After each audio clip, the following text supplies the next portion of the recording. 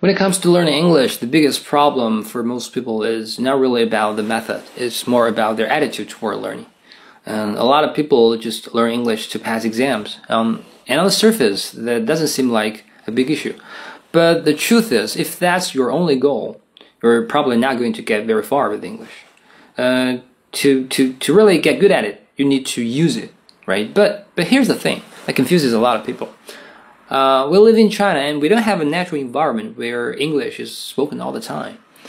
It's hard to imagine how we can actually use English effectively. But the truth is, it is not impossible. The problem is that many people have been learning English for years and have never used it to learn something else. And that's where the real magic can happen. English is just a tool.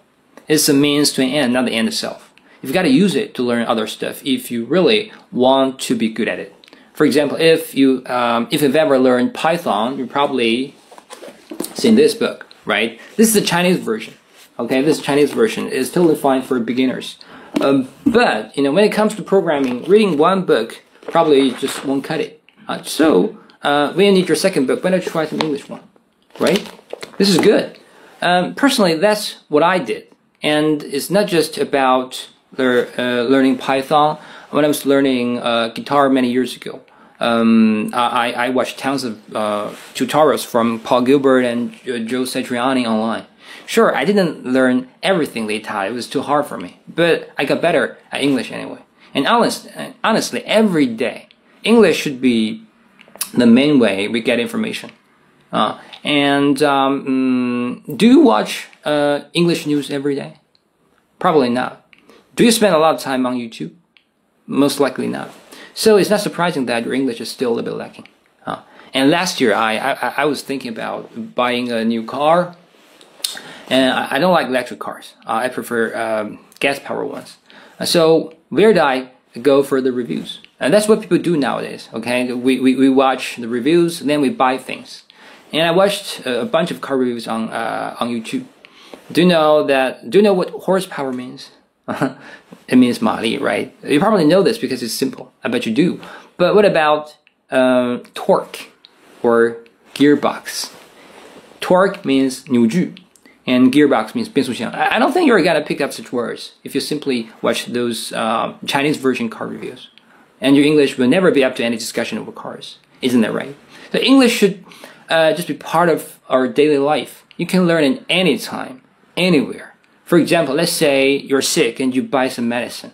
The front of the label is in Chinese, but the back is in English. Have you ever taken the time to read the English part? Probably not. But that's a perfect opportunity to improve your English. There are so many moments like this in daily life, and if you really want to, you can engage with English all the time. Most people just don't make the effort.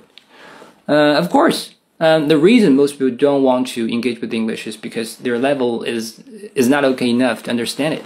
So the idea of using English to learn other stuff just always seems out of reach.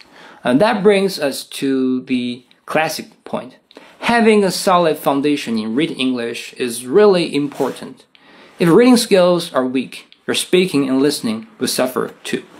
You won't enjoy reading English, and you won't want to watch YouTube English. Over time, your English just won't improve.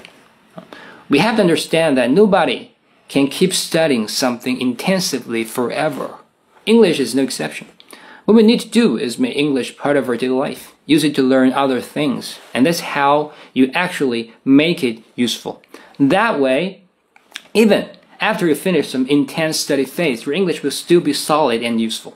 So the key is using English always, all the time, making it part of your life, part of your habit. If you don't, your English will just end up being a tool for passing exams, and you probably just won't do well in those exams.